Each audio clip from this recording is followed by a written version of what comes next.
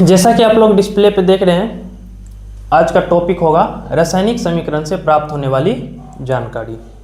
हम लोग रासायनिक समीकरण तक पढ़ चुके थे, रासायनिक समीकरण को लिखने का नियम भी जान चुके थे, रासायनिक समीकरण को संतुलित भी किए थे और ढेर सारे रासायनिक समीकरण को संतुलित किए थे। बाद में आपको एक शॉर्ट ट्रिक भी सिखाए थे। तो इस बीच में कुछ दिनों से हमारे यहाँ से वीडियो अपलोड नहीं हो पा रही थी। कुछ हमारे टीम में त्रुटि था, जिस त्रुटि के अंतर्गत एक कैमरा का प्रॉब्लम हो गया था, जिससे कि कुछ शिकायतें आ रही थी। ये सब त्रुटि है, तो उन सब में सुधार करने का प्रयास किया है। और साथ में हम लोग थोड़ा इंगेज हो गए थे, गांव घर से बिलोंग करते हैं और आसपास में रहते हैं, तो ढेर सारी चीज़ों को देखना पड़ता है। खैर, हम लोग माफ़ी चाहेंगे और हमारी टीम आप लोगों से माफ़ी चाहेगी। आगे चल के सब कुछ कंटिन्यू रहेगा। आते हैं अपने टॉपिक पे।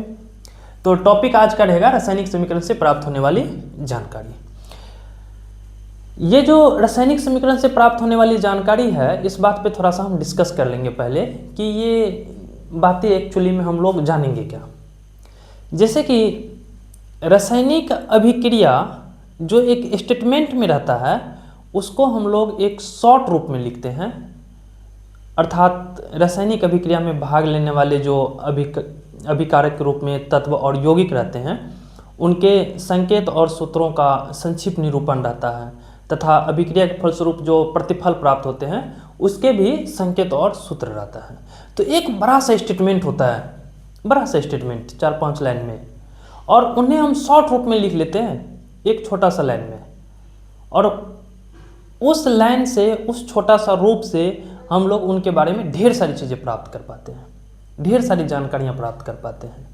वास्तव में बहुत सारी जानकारी की एग्जैक्ट सही बातें पता चल जाती हैं, लेकिन बहुत सारी ऐसी बातें रहती हैं जिनके बारे में हमें पता नहीं चल पाती है। अतः रासायनिक समीकरण की वो सीमाएं हो जाती हैं। आज के क्लास में वो भी हम देखेंगे। रासायनिक समीकरण के महत्व भी है, एक बहुत बड़ी बात है जिसे हम शॉर्ट रूप में लिख लेते हैं, तो उस महत्व के बारे में भी जानेंगे।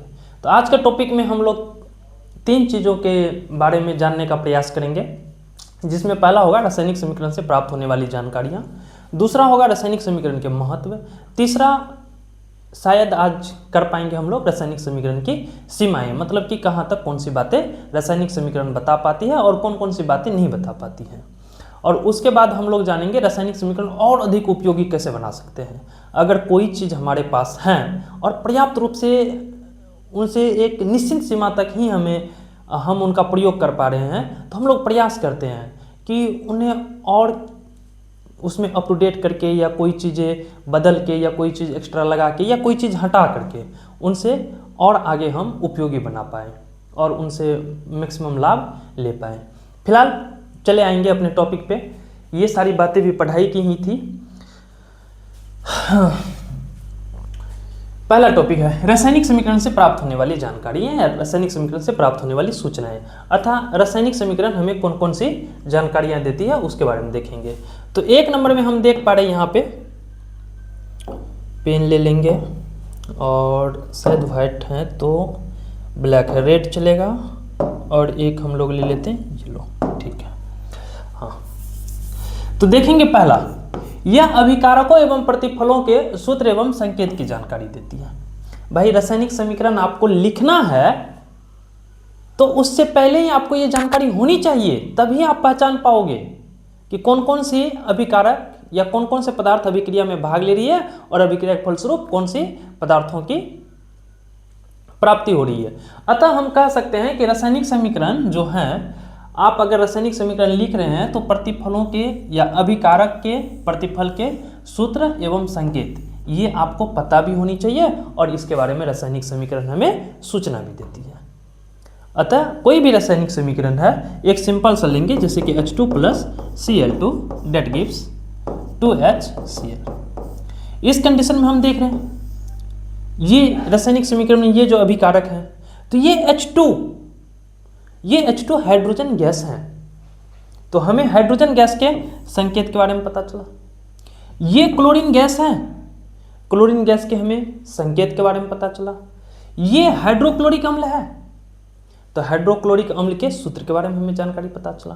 तो हम पहला बात कह सकते हैं रासायनिक समीकरण से प्राप्त होने वाली सूचनाओं में कि रासायनिक समीकरण हमें अभिकारक एवं प्रतिफल के सूत्र एवं संकेत की भी जानकारी देती है।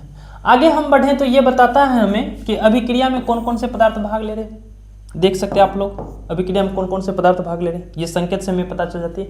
और अभिक्रिया के फलस्वरूप हमें किन किन पदार्थों का निर्माण हो रहा है देख सकते हैं, ये हम रासायनिक समीकरण से आसानी से पता कर सकते हैं।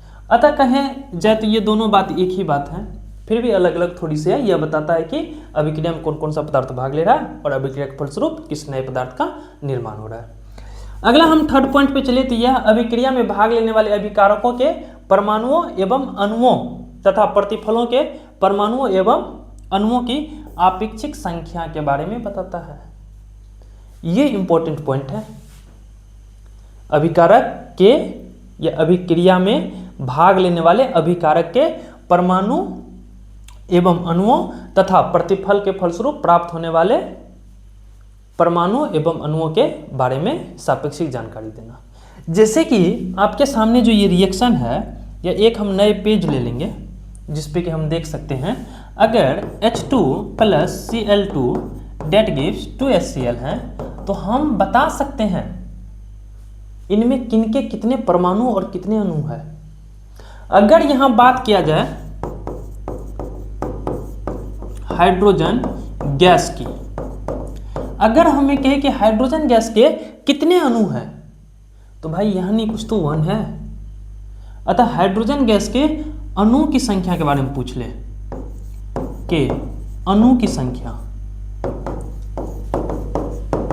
तो हम आसानी से कहेंगे 1 मात्र और केवल हाइड्रोजन गैस की इसमें अणु जो है वो 1 है। अगर हमसे पूछ ले क्लोरीन गैस के अणुओं की संख्या, क्लोरीन गैस के अणु की संख्या, तो ये भी होंगे हमारे आंसर 1। क्यों? क्योंकि यहां पर 1 है। अगर यहीं पे हमसे पूछा जाए हाइड्रोजन गैस के टोटल परमाणुओं की संख्या, परमाणु नंबर ऑफ एटम्स, तो हमारी आंसर हो जाएगी हाइड्रोजन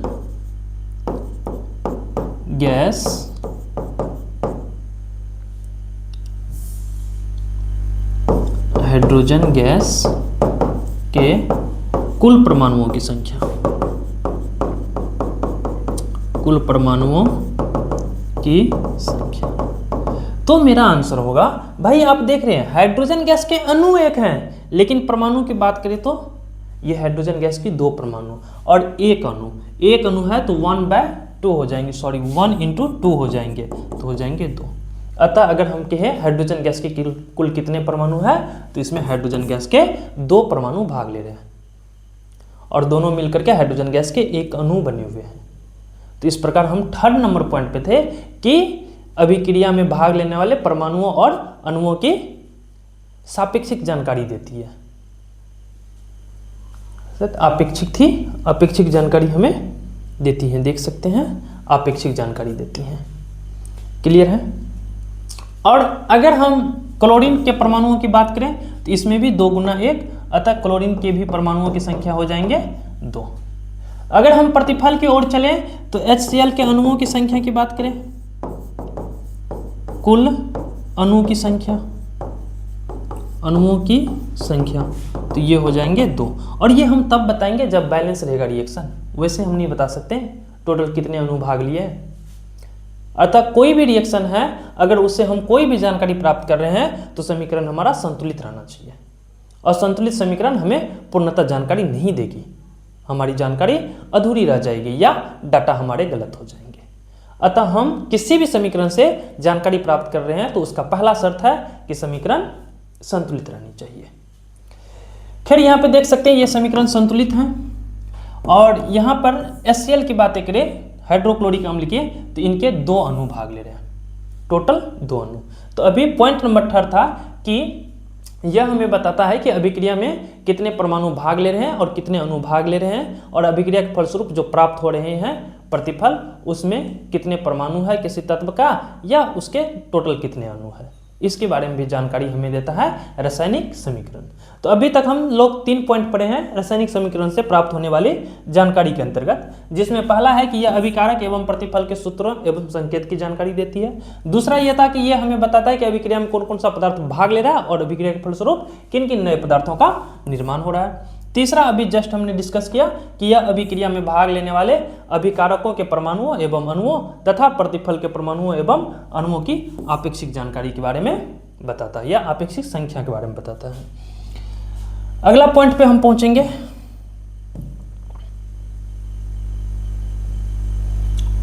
पॉइंट नंबर 4 लिखा हुआ नहीं है 4। कलर चेंज करने पड़ेंगे क्या? कलर तो ठीक है भाई। 4 ये 4 नंबर पॉइंट है, जिसमें यह है कि यह अभिकारकों एवं प्रतिफलों के मोल तथा द्रव्यमान के अनुपात के बारे में बताता है। ये बहुत बड़ी पॉइंट है। यह जो है अभिक्रिया में जो भाग लेने पदार्थ उसके मोल के बारे में पढ़ाता है। मोल के बारे में अगर हम जानकारी प्राप्त करें तो मोल एक नंबर है, मोल एक संख्या है किसी भी चीज को मापने के लिए, यूनिट।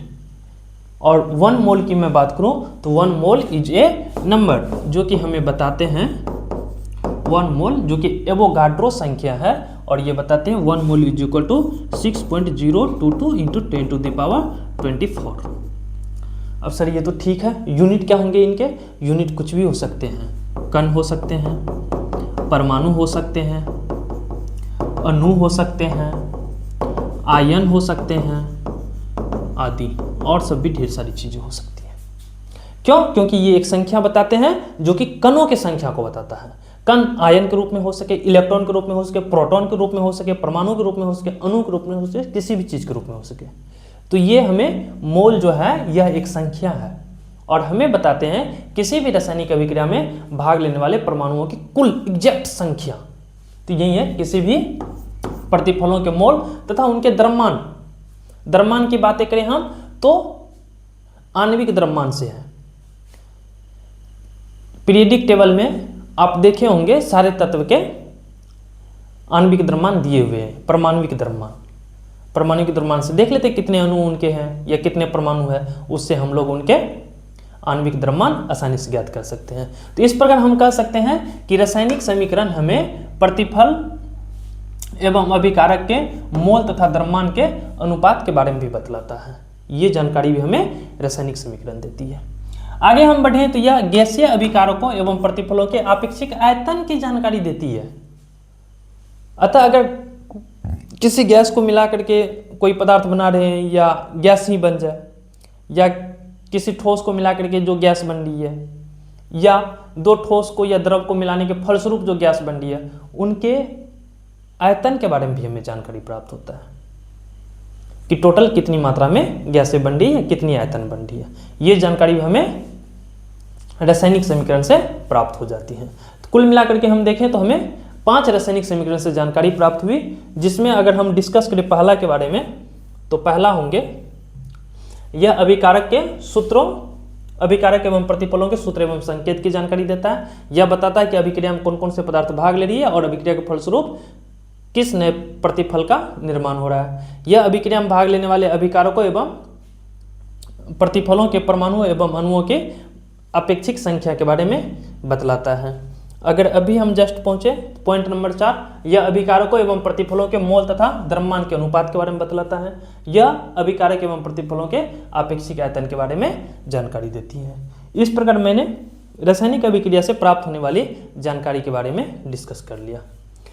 आगे अब बात आ रही है रासायनिक समीकरण से होने वाले लाभ। अतः रासायनिक समीकरण के जो हम उपयोग कर रहे हैं तो इनसे हमें किस किस चीज़ों का लाभ हो रहा है, इसके बारे में हम लोग जानकारी प्राप्त करेंगे।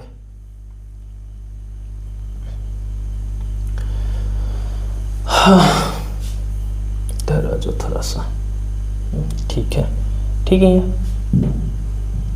देख सकते हैं। अब रासायनिक समीकरण से लाभ के बारे में पहले थोड़ी सी डिस्कस कर लेते हैं। जैसे कि कोई भी चीजें हम लेटर में लिख के दे रहे हैं या अक्षरों में लिख करके दे रहे हैं, स्टेटमेंट में लिख करके दे रहे हैं, तो वर्ल्ड में जितनी भी देश हैं सबके यहाँ अपना अपना स्पेशल भाषा चलता है। सब देश में सारे भाषा को जानने वाले सभी लोग नहीं है। जैसे कि अभी हम लोग जो बातें कर रहे हैं वो हिंदी भाषा में कर रहे हैं, तो हिंदी जो सब जानते हैं वो सब ये सुन के सीख सकते हैं। जो नहीं जान रहे हैं उन्हें हमारी भाषा कन्वर्ट करनी पड़ेगी। लेकिन ये जो हम पढ़ा रहे हैं इसके लिए एक बेस्ट लैंग्वेज, ऐसी लैंग्वेज होती जो पूरी दुनिया समझ पाती, तो आज हम पूरी दुनिया को सिखा पाते। पूरी दुनिया हमें देख करके सीखते हैं, या पूरी दुनिया से हम कुछ न कुछ देख करके सीखते हैं। भिन्न भिन्न प्रकार के देशों की मूवी हम देख पाते हैं और उन्हें समझ पाते हैं उन्हीं की भाषा में, पर हमें सभी देशों के भाषा की जानकारियाँ नहीं है, जिसके कारण हम लोग वहाँ की चीज़ों को सुन करके नहीं समझ पाते हैं। ठीक इसी प्रकार यदि हम हिंदी में कोई रासायनिक अभिक्रिया के बारे में स्टेटमेंट लिख देंगे, तो निश्चित रूप से उन्हें समझने के लिए, चाहे वो दूसरे देश के कहीं के भी व्यक्ति या साइंटिस्ट हो, तो उन्हें समझने के लिए हमारे यहाँ की भाषा आनी चाहिए। अगर उन्हें हिंदी भाषा नहीं आ रही है तो वो भाषा को ट्रांसलेट करेंगे अपने भाषा में, तब जाकर के वो समझ पाएंगे कि हमने क्या लिख करके दिया। लेकिन पूरे वर्ल्ड में जैसे कि एक भाषा है जो सब जानते हैं, सब, वो भाषा आप भी जानते हैं, वो भाषा हम भी जानते हैं, वो भाषा सब जानते हैं। एक भाषा है इशारा करना।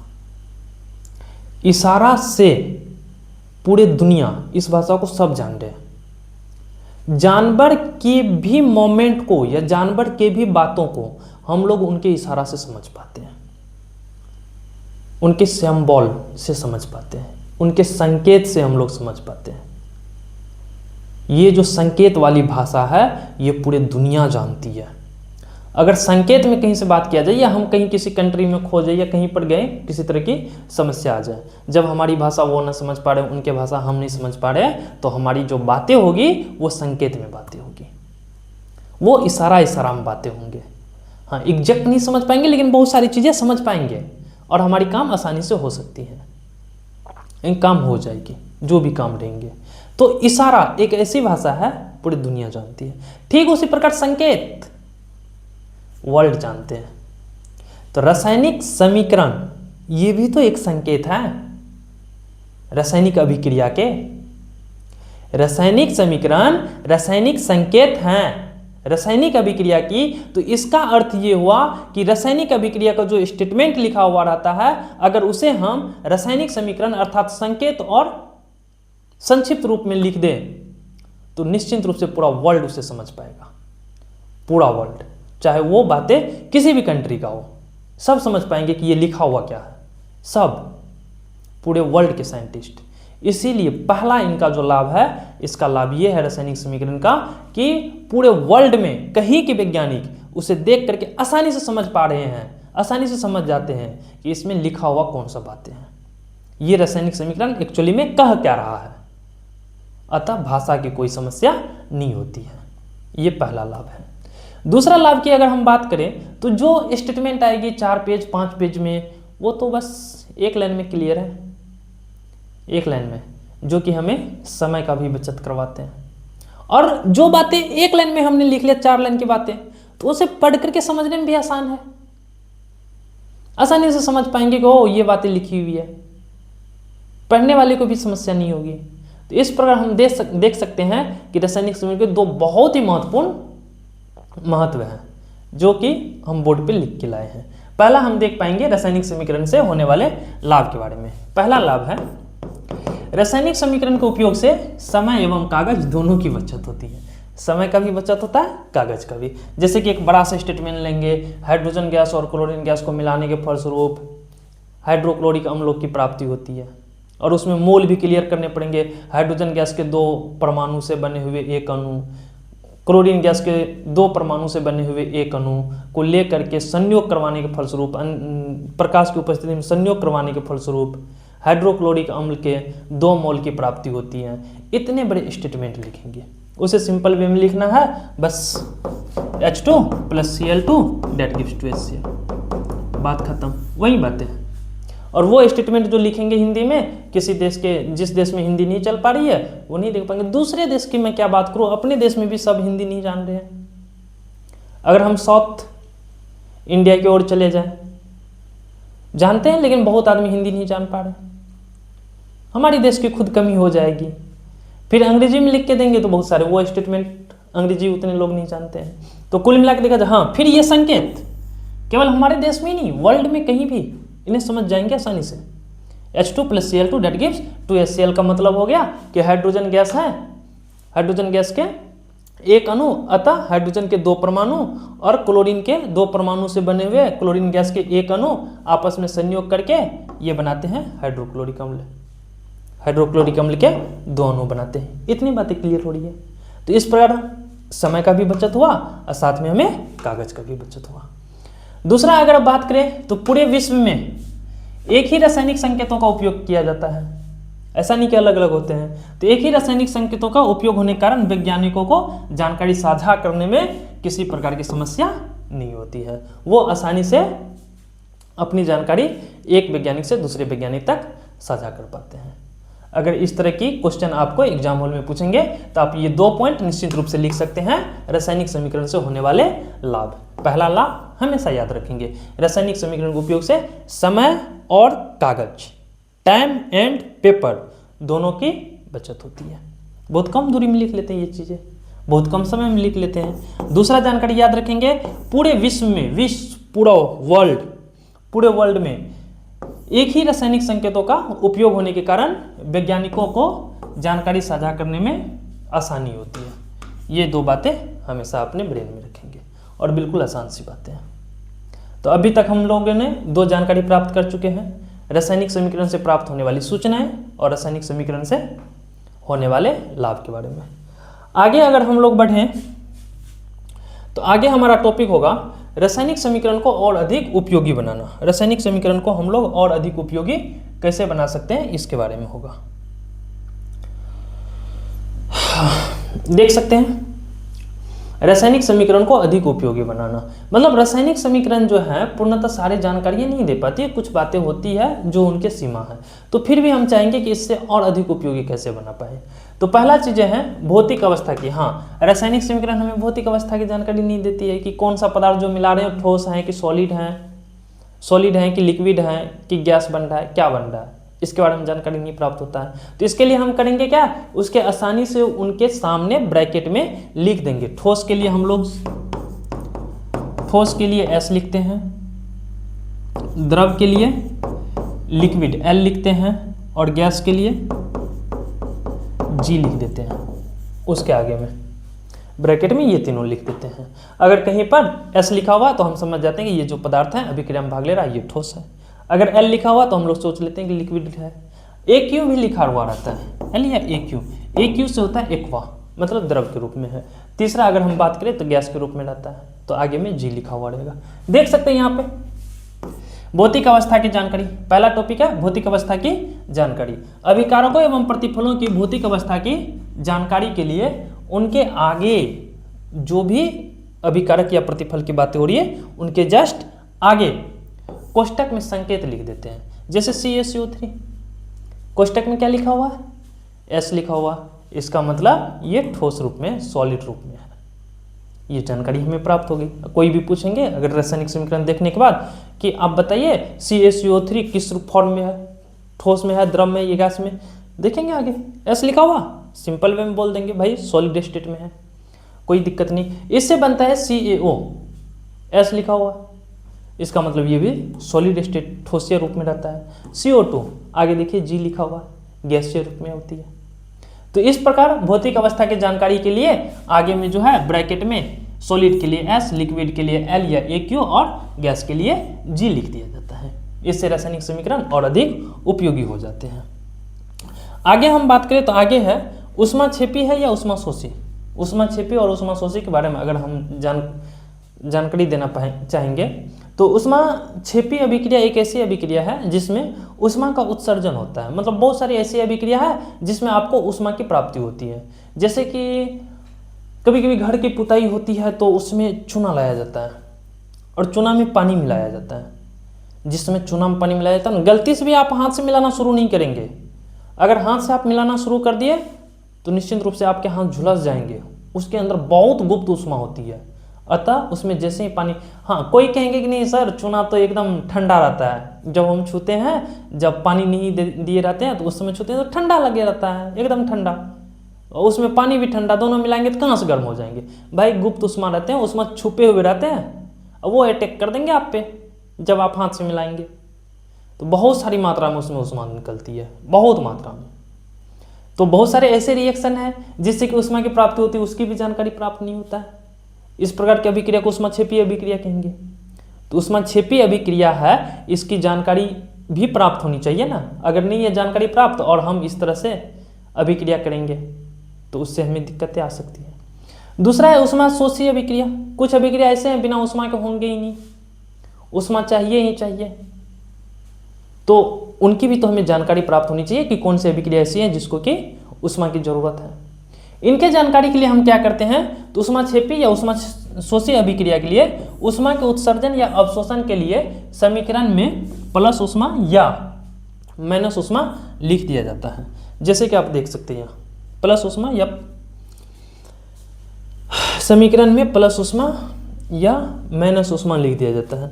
एक तरह सिंपल समझिए, अभिकारक अगर ऊष्मा की प्राप्ति हो रही है ना तो प्रतिफल की ओर प्लस ऊष्मा लिख दिया जाएगा। अगर ऊष्मा की जरूरत है ना तो अभिकारक की ओर प्लस ऊष्मा लिख दिया जाएगा। जैसे कि देखिए C+O2 अभिक्रिया करने के फलस्वरूप CO2 बनता है, साथ में ऊष्मा भी बनता है। सर ये C+O2 कैसे CO2 बंद करके ऊष्मा की प्राप्ति होती है? आप लोग जानते हैं जब भी हम श्वसन अर्थात सांस अंदर ग्रहण करते हैं तो ऑक्सीजन लेते हैं, और जैसे ही बाहर निकालते हैं तो CO2 कार्बन डाइऑक्साइड गैस निकलते हैं। आप देखेंगे कि जब गैस निकाल रहे हैं तब जो वायु निकल रही है बाहर वो गर्म होती है। जिस समय आप गैस अंदर लेते हैं श्वसन प्रक्रिया ले तो ऑक्सीजन जो रहती है ना वो बिल्कुल ठंडा रहता है, ठंडा को गर्म करके तब बाहर निकाल रहा है। इस प्रकार C carbon plus O2 oxygen gas, ये दोनों मिलकर के जब अभिक्रिया करती है तो हमें किसकी प्राप्ति होती है? ऊष्मा की प्राप्ति होती है।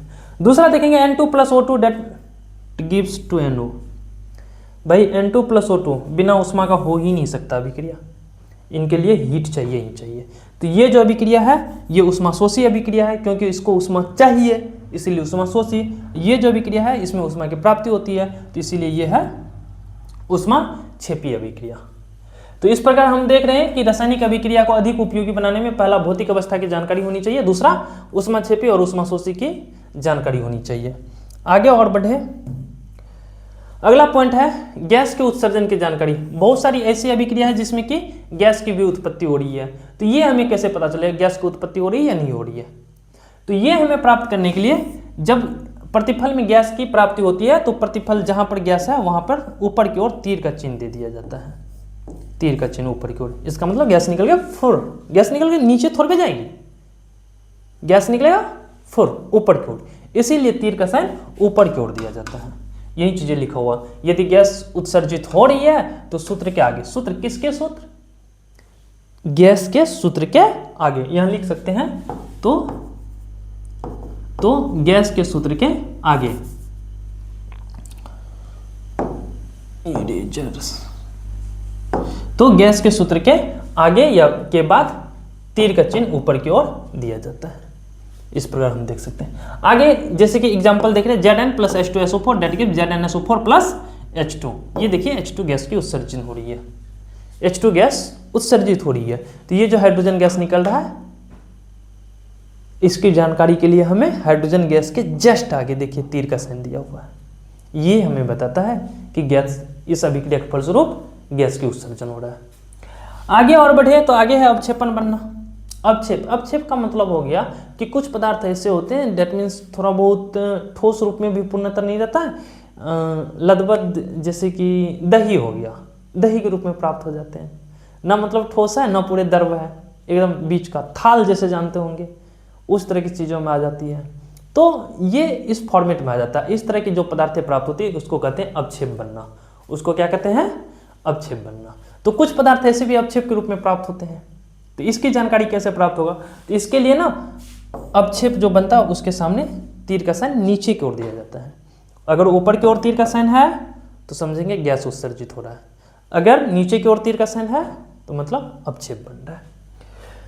तो यदि कोई प्रतिफल अवक्षेप के रूप में प्राप्त होता है तो अवक्षेप के सामने नीचे की ओर तीर का साइन लगा दिया जाता है। जैसे कि AgNO3 plus HCl that gives AgCl का अवक्षेप प्राप्त हो रहा है, AgCl प्लस HNO3। ये रिएक्शन हमेशा याद रखेंगे, बहुत यूजफुल रिएक्शन है। AgNO3 plus HCl that gives AgCl plus HNO3, ये याद रखेंगे, बहुत इंपॉर्टेंट रिएक्शन है। AgNO3 plus HCl that gives AgCl plus HNO3। कई बार एग्जाम में ये पूछा गया है, केवल आपको 10th में, 11th 12th में भी ये मिलेगा प्रचुर मात्रा में। ये रिएक्शन याद ही चाहिए, अवक्षेप का बनना उसमें निश्चित रूप से। आगे की ओर और हम बढ़ें तो अगला टॉपिक होगा मेरा, टॉपिक वही रहेंगे रासायनिक समीकरण को अधिक उपयोगी बनाना, जिसमें कि पॉइंट नंबर 5 अभिक्रिया की कुछ शर्तों की जानकारी। कुछ रासायनिक अभिक्रिया ऐसे है उनको टेम्परेचर चाहिए ही चाहिए, या नहीं तो उसको दाब चाहिए ही चाहिए, या कोई न कोई उत्प्रेरक की उपस्थिति रहती है उसकी भी जानकारी चाहिए। तो भाई इनकी जानकारी के लिए होता क्या है कि तीर का जो साइन होते हैं ना उनके ऊपर बातों को लिखना पड़ता है। जैसे कि अभिकारक है, तीर का साइन रहता है, इनके ऊपर में ताप चाहिए तो ताप, दाब चाहिए तो दाब, जो चाहिए वो लिखा रहता है, उसके बाद प्रतिफल लिखा हुआ रहता है। वही चीज यहाँ लिखी हुई है, अभिक्रिया की शर्तों की जानकारी। अभिक्रिया के लिए आवश्यक ताप, दाब या उत्प्रेरक आगे चल के हमारी मुख्य टॉपिक होगी उत्प्रेरक। थोड़ा सा हम बताना चाहेंगे तो उत्प्रेरक एक ऐसी पदार्थ होती है जो रासायनिक अभिक्रिया में भाग नहीं लेती है, लेकिन उनके दर को परिवर्तित करता है। दर मतलब गति को बढ़ा सकता है, घटा सकता है, यही उत्प्रेरक है। अब फिर ये साइड हो जाएंगे, नया पदार्थ बन जाएंगे, फिर ये साइड हो जाएंगे। तो उत्प्रेरक ऐसी चीजें हैं, तो उत्प्रेरक की भी जानकारी हमें होनी चाहिए। तो अभिक्रिया की शर्तों में अभिक्रिया के लिए आवश्यक ताप, दाब या उत्प्रेरक की जानकारी तीर के चीर के ऊपर, तीर का जो साइन होते हैं इसके ऊपर देने होते हैं। ताप हो, दाब हो या उत्प्रेरक की जानकारी, या नीचे भी लिखा जाता है, ऊपर या नीचे लिख दी जाती है। जैसे ये अभिकारक है, अभिक्रिया हो रही है, ताप या दाब बन रहे, प्रतिफल बन रहे, तो इसे ताप या दाब जो भी चाहिए तो उसके ऊपर लिखा जाएगा। अगला है 6 नंबर अभिक्रिया के उत्क्रमणीयता की जानकारी। इरिवर्सेबल मतलब अभिक्रिया हो रहे हैं फिर पदार्थ उस स्टेज में या वैसे फिर लौट के आ सकते हैं या नहीं। इसके लिए उत्क्रमणीयता की जानकारी के लिए तीर का साइन एक इधर रहते हैं तो इधर की ओर भी दे दिया जाता है। जैसे कि देखिए उत्क्रमणीयता दर्शाने के लिए विपरीत दिशाओं में, विपरीत मतलब इधर से इधर रहता है तो इसके विपरीत मतलब इधर से इधर, तो विपरीत दिशाओं में निर्देशित 2 तीर का चिन्ह दिया जाता है। यहाँ देख सकते हैं आप लोग, दिए जाते हैं। जैसे N2 + 3H2 that gives 2NH3, ये अभिक्रिया ऐसे होती है। फिर NH3 अगर उत्प्रेरक को बदल दिया जाए तो NH3 तो N2 + 3H2 में टूटता है, इस तरह से ये टूट आते हैं। तो ये उत्क्रमणीय अभिक्रिया, इसकी जानकारी के लिए ये तीर का चिन्ह दिया जाता है। बस इसमें उत्प्रेरक बदलता है। एक बार PT प्लेटिनम का उपयोग किया जाता है, दूसरे बार मेलेबिडियम और Fe का उपयोग किया जाता है। ठीक है, हैबर प्रोसेस द्वारा जब NH3 का निर्माण होता है तो इसमें मेलेबिडियम यहाँ पे NH3 की प्राप्त हो रहा है तो उत्प्रेरक रूप में MOFE आएंगे, और ये जब बनता है तो ये PT की उपस्थिति में होता है। ये केवल उत्प्रेरक के बदलने के फलस्वरूप ऐसा हो गया। तो ये उत्क्रमणीय अभिक्रिया है, इधर से इधर भी हो सकते हैं, जैसे उत्प्रेरक बदल दिया तो उधर से इधर भी हो सकता है। इस तरह की जानकारी के लिए तीर का साइन जो रहता है उसे विपरीत दिशा में ऐसे दिया जाता है, 2 तीर का साइन। आगे हम बढ़ें, आगे बस इतनी ही है, हाँ इतना ही है। तो कुल मिलाकर के हम देख सकते हैं अभी तक हम लोग देख सकते हैं कि आप लोग जो है रासायनिक समीकरण से प्राप्त होने वाली जानकारी और उसे अधिक उपयोगी कैसे बनाए वो, और उनसे रासायनिक समीकरण से जो लाभ है इसके बारे में जानकारी प्राप्त कर चुके हैं। कल के क्लास में रासायनिक समीकरण से ही संबंधित और जानकारी देंगे कि रासायनिक समीकरण की जो सीमित चीज़ें हैं उसे और अधिक यूजफुल कैसे बनाया जा सकता है, या जो भी टॉपिक रहेंगे उनके बारे में जानकारी साझा करेंगे कल का। आगे से हमारी वीडियो कंटिन्यू आती रहेगी, हमारी टीम भी इन पर पूर्ण रूप से काम कर रहा है। हम आप लोगों को आगे निराश नहीं करेंगे, बीच में कुछ दिन नहीं आ पाए इसके लिए माफ़ी चाहते हैं। बाकी नई चीज़ों को हम लोग ऐड करने का प्रयास कर रहे हैं। बाकी किसी भी तरह के आपको कोई प्रॉब्लम हो तो कॉन्टेक्ट नंबर भी है हम लोगों का, पूरी टीम का, व्यक्तिगत रूप से मेरा भी है, मैं यहीं पे शेयर कर देना चाहूँगा, देख सकते हैं 77646060511। ठीक है, आप इन पे जो है कोई भी जानकारी हो शेयर कर सकते हैं, हम क्विक रिस्पांस लेकर के आपको पुनः तुरंत आंसर देने का प्रयास करेंगे। केमिस्ट्री के लिए और सब चीज़ें जब आपको अच्छे लग रहे हैं, जब सारी चीज़ सीख रहे हैं, समझ पा रहे हैं, तो निश्चित रूप से बताएंगे कि सर आपका वीडियो पूरा देखे हैं उसमें, और तभी हम समझ पाएंगे कि पूरा आप देखें हैं जब किसी तरह की त्रुटि है और उस पर आपका ध्यान जा रहा है और आप मुझे व्हाट्सएप कर पा रहे हैं, तो हम समझेंगे कि आप सच में देख रहे हैं और बता रहे हैं। तो पूर्णतः देखिए और सीखने का प्रयास कीजिए, आगे चल के आप भविष्य में अच्छा कीजिएगा। तो निश्चित रूप से 2-3 व्यक्ति को अच्छे लगते हैं, जिसमें कि एक आपके माँ पापा होंगे, दूसरे गुरुजी को भी बहुत खुशी मिलती है, चाहे आप कहीं भी पढ़ रहे हैं आपके गुरुजी भी बहुत खुश होते हैं। ठीक, तो निश्चित रूप से पूरे सेशन को पढ़िए, देखिए, समझिए और दूसरे के पास शेयर भी कीजिए, ताकि हम लोग को और हौसला उत्साह बढ़े और हम लोग भी मन लगा के अच्छे से काम करें। बाकी इतने के लिए धन्यवाद, मिलते हैं अगले वीडियो में।